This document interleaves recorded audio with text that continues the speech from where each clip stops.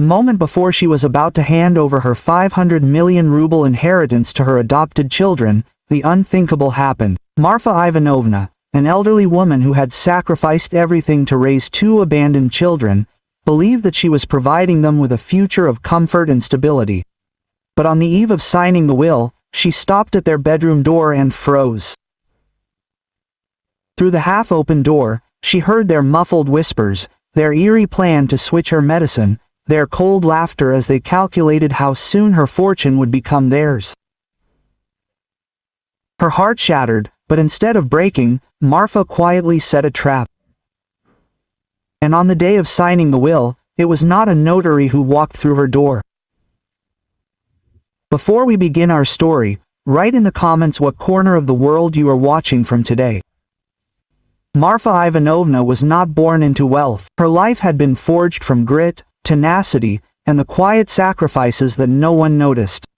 Her skin had softened with age, but her hands still bore the marks of years spent washing, scrubbing floors, and sewing by the dim light of a single lamp. The neighbors said, "This woman works too much for too little." But they did not know the fire of determination that burned in her soul. Marfa did not work simply to survive. She wanted to leave something meaningful in this world.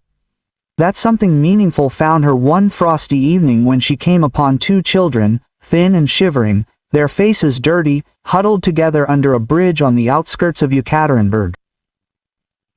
A boy and a girl of 7 or 8, their clothes ragged, their stomachs empty, the passers-by hurrying past Barmak, where their parents or poor street children were.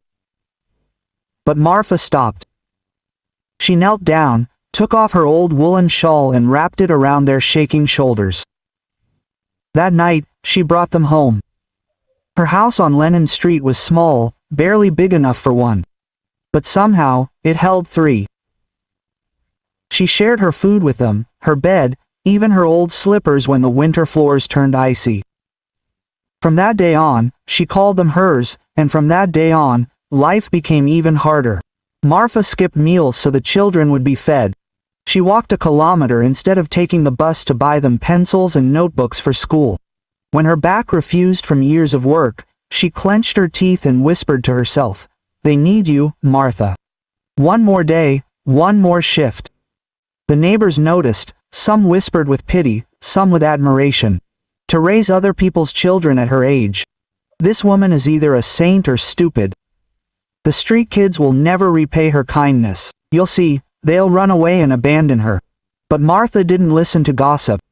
At night, looking at the sleeping children with full bellies and peaceful faces, she knew that she had made the right choice.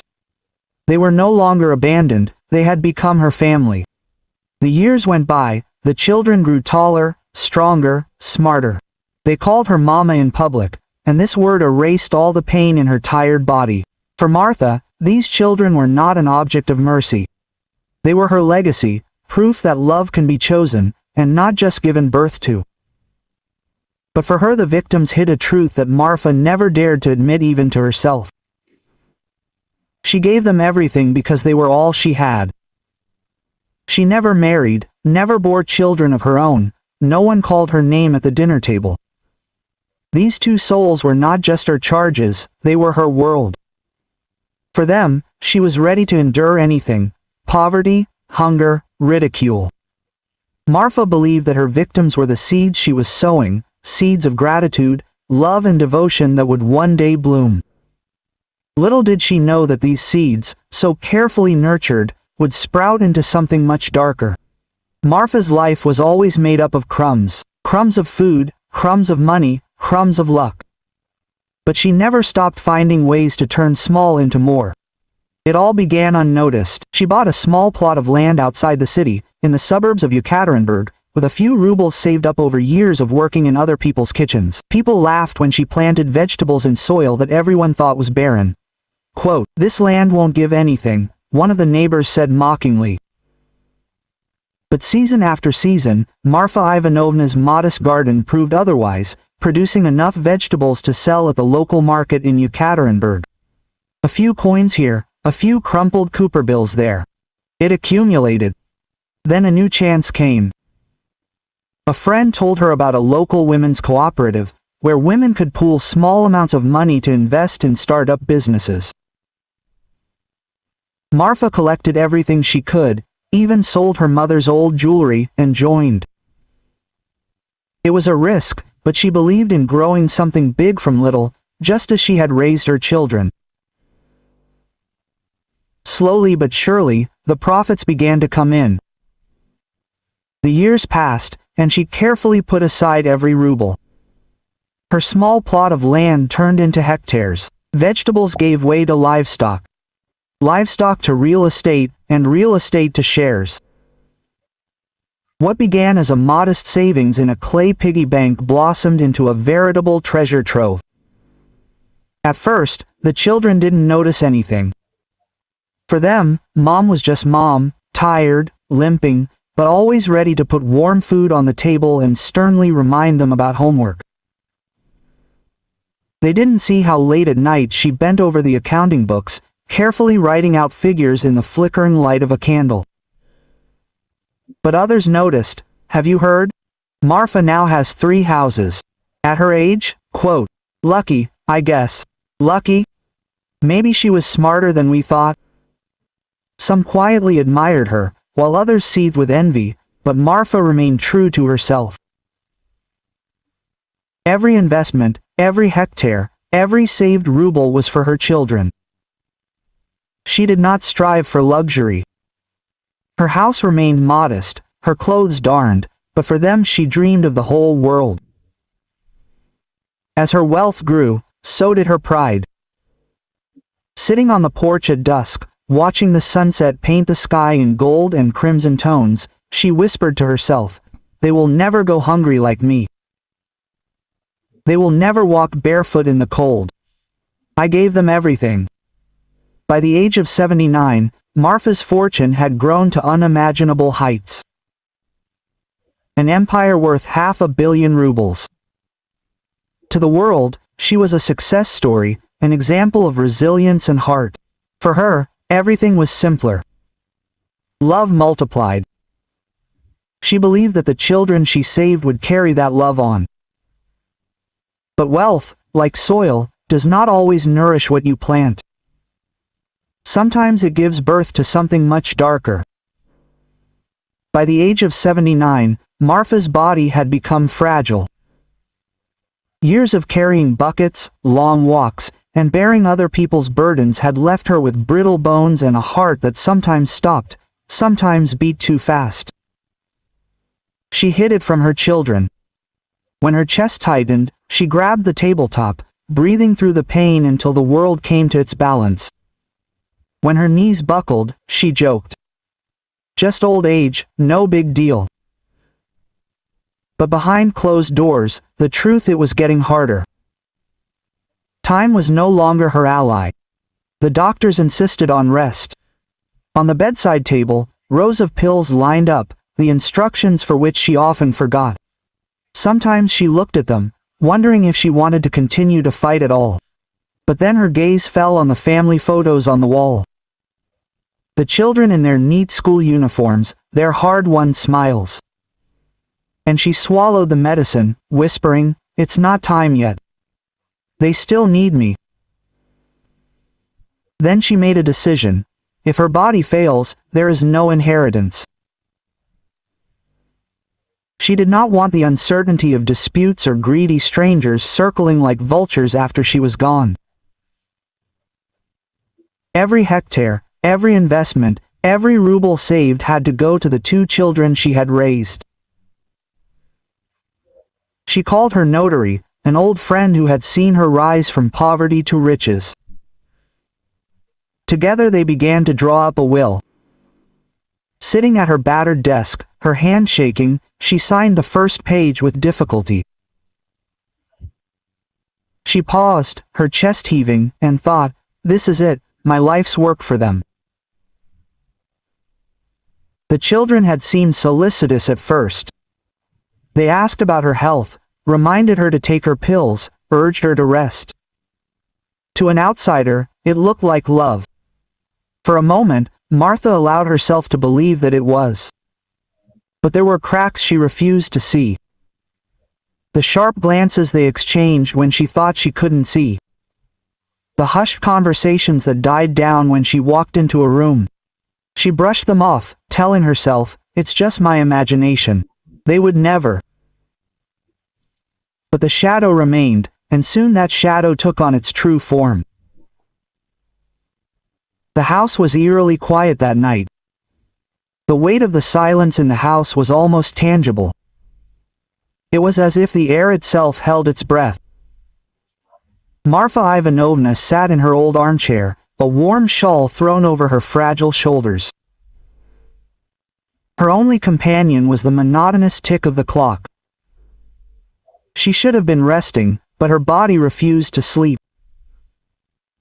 Her thoughts swirled, catching worries that she could not fully comprehend. And suddenly she heard a light rustling sound, followed by the creaking of a floorboard in the hallway. Voices, quiet and hurried, were barely audible. Marfa leaned forward, holding her breath. It was them, her children. At first she thought they were talking about household chores or perhaps about the bills that were piling up, but then words, sharp and clear, cut through the crack in the door. Why wait so long? She was already weak. If she left quickly, everything would go to us. The will had already been drawn up. Marfa's heart sank. A painful blow echoed in her chest. She clutched the armrests, her fingers trembling. Pills. Just switch them. She won't notice. Who would suspect a sick old woman? Her breath caught in her throat, her mouth went dry. She wanted to burst into the room, to scream, "How could you?" But her legs wouldn't obey her. She sat there, as if turned to stone, and the truth cut into her like a knife. The children she had saved from the cold streets of Yekaterinburg, whom she had fed, denying herself food, were plotting to hasten her death. Not strangers, not outsiders, they. Tears welled up in her eyes, blurring the clock face, the lamp next to her, the floor beneath her feet. For a moment, she thought she was about to collapse. She pressed her hand to her chest, forcing herself to breathe.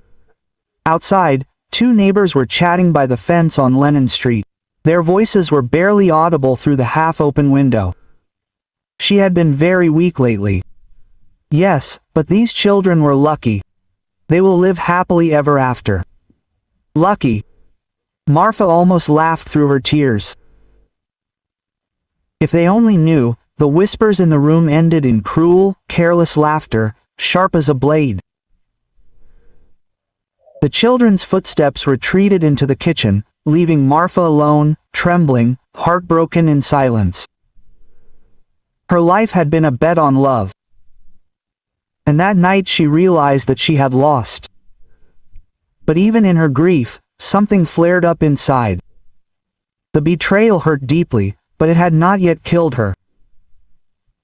And before she left this world, Marfa swore that she would not do it quietly. She did not sleep that night. Her body remained in the chair, but her soul rushed around the room, full of pain and determination. Betrayal tore at her chest, but beneath the pain, something firm was being born. Towards dawn, she wiped away her tears and calmed the trembling in her hands. The first thing she did was pick up the phone. She did not call the notary, but the local police station. Her voice shook at first, but soon became firm. Every word was saturated with the fire of memory. She repeated what she had heard. Every word burned. The officer listened in silence, then asked calmly, "Martha Ivanovna, do you feel safe?" Safe? The word tasted bitter on her tongue. "No, I am not safe, not in my own home, not with those I considered my children." But she straightened her shoulders and added, "But I will be." The police asked her to remain calm, to act naturally, to let them sort it out. But of course, it was the hardest thing when your heart was broken into pieces. All that day she moved about the house as if nothing had changed. She made tea, folded laundry, even drank quietly in the kitchen. When the children passed by in the hallway, she gave them a weak, trembling smile, but still a smile. Inside, her stomach clenched with anxiety. That evening, she made her move. "Tomorrow," she said casually at dinner, barely touching her plate with her fork. "The notary will come, we'll sign everything. Everything will finally be yours." Quote. The children's faces lit up. They exchanged glances. A fleeting caviar of greed that someone else might not notice. But Marfa saw it, and although her heart cracked even more, she forced her lips to form a soft, rehearsed smile. Later she made another call, inviting them to a celebratory dinner. Her voice was warm, almost cheerful. "The last family meal," she said before everything was put on paper.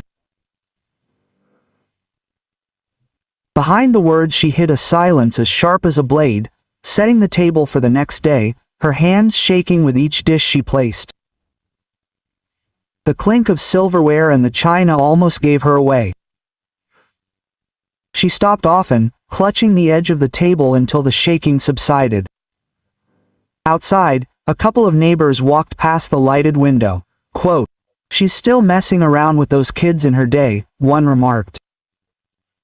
"That woman never stops." "Well, soon she won't have to. They'll inherit everything. She'll rest, and they'll fly." If only they knew the truth smoldering behind that glass. By the time Martha sank into her chair, fatigue was pulling her bones toward the earth, but a spark of strength burned in her chest, a fire she hadn't felt in years. Tomorrow would be their downfall. The house glowed warm the next evening. Lamplight. The table was set with Marfa's best dishes, creating a picture of family harmony for any passerby. The children arrived, dressed to the nines, with wide smiles and carefree laughter. They kissed her on the cheek, pulled back their chairs and sat down as if the throne worth 500 million rubles already belonged to them. Marfa sat opposite, wrapped tighter in her shawl. She forced herself to sip her tea, nod, laugh at their empty jokes. Inside, her chest was constricting, but her pulse remained steady. She had prepared herself for this moment. Halfway through dinner, there was a knock on the door. The children's faces lit up. Quote, "It must be the notary," one said, already presenting signatures and title deeds. But when the door opened, it wasn't the notary standing there, it was the police. The officers walked in, their badges glinting in the lamplight. Their voices were calm but firm. "Marfa Ivanovna," one asked softly. She nodded. "We're here on a case of attempted assault and conspiracy against you." The children's faces reflected confusion, quickly replaced by panic. "It's a mistake," they stammered. But the evidence Marfa had provided, the overheard words, the swapped medicine bottles, the phone records, were irrefutable. When the handcuffs clicked shut, Marfa sat motionless. Neither triumphant nor smug, just tired. Tired, but alive. When the door closed behind the officers, silence flooded the house again. Marfa's chest sighed slowly, and it was as if she had exhaled years of fear. In the week that followed, she rewrote wills not for the children who had betrayed her, but for the ones she had once found them as, abandoned, forgotten, yearning for love. Orphans, scholarships, homes that would remain long after she was gone. The betrayal had cut deep, but her legacy would heal even deeper wounds. Because family, she realized, is not the people you raise or the papers you sign for.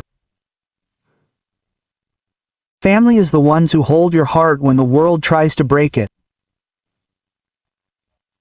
If this story touched you, please support me with a like and a subscribe. It only takes a second, and for me, your support is a huge incentive to continue creating. Thank you, and until next time.